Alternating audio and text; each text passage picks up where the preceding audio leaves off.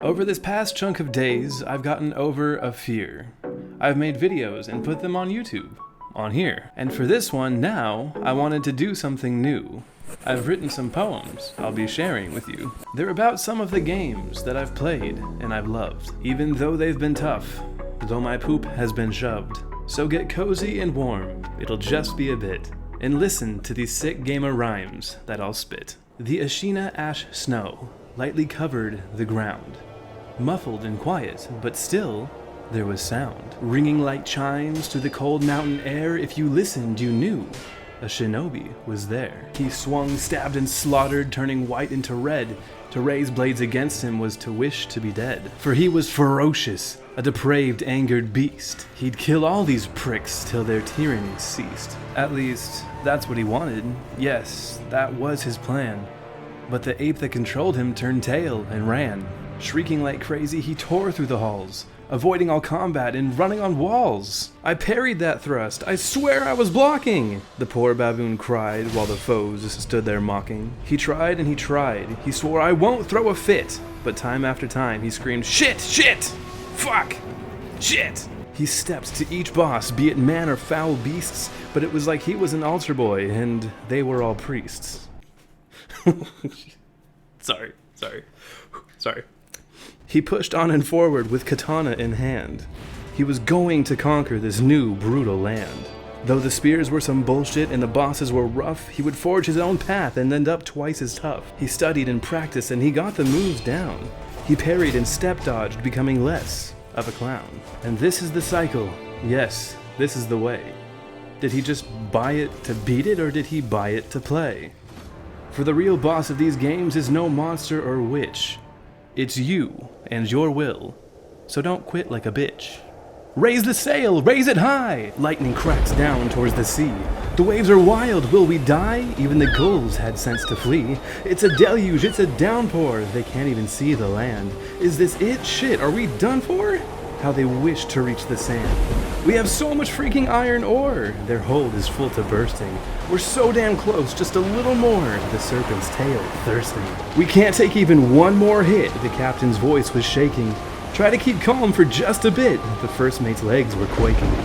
It's there, you see, right there, the path. They spotted the hidden entry. We won't fall prey to Aegir's wrath, the captain focused like a sentry. We made it, we're in, it's over now, the first mate cried a bit. And then their ship went crack bang pow, because the canal they dug was shit. He sits and he ponders. He stares at his screen. He's feeling quite down. The world has been mean. A long day is winding right down to the end, but he wants to play something where he can full send. He looks through his library, nothing looks that inviting. He's too tired to build things, can't be bothered with lighting. But there in the taskbar sits a little red arrow. That could be fun, but the chances are narrow. He boots up the program and what does he see? No friends are online, so solo he'll be. He queues up regardless, his mind going blank. The match starts up quick, a match free from rank. He picks up his buddy, his main man, his fuse.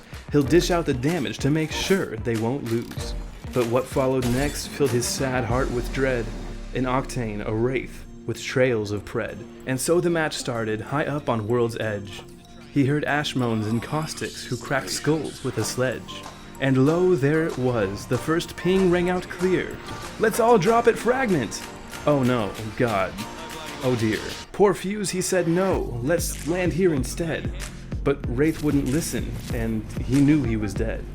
The Octane said nothing, and split off as they landed. He got shot in the mouth. Pick me up, he demanded. The Wraith and our Fuse scrambled to pick up a gun. He fired off clusters. Purple Evos? We're done. It had been over 2 seconds, so the Octane was gone. The Wraith charged ahead with naught but white shields on. And Fuse sat and watched as Wraith called him a whore. Her brains were blown out soon as she opened the door. You're so fucking bad. You're so stupid and dumb.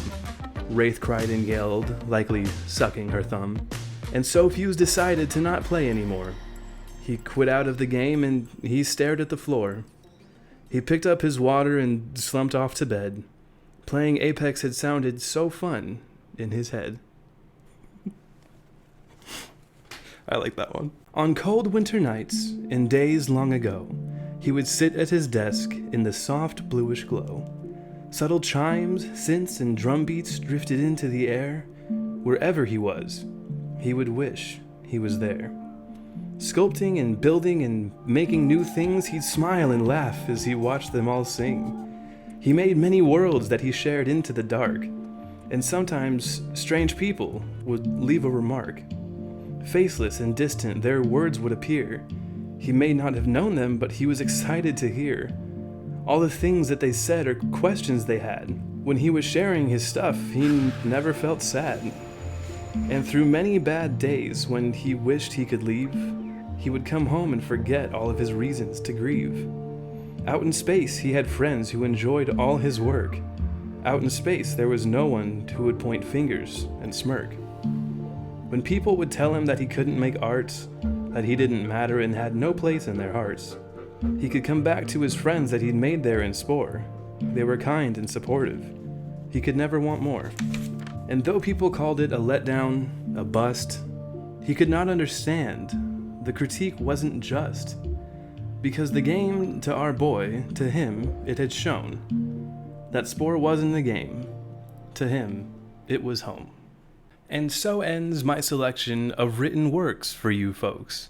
I hope you enjoyed it and puffed air at some jokes. Thank you to all those who gave me a chance and clicked in. I'll keep trying my best, though time has worn thin.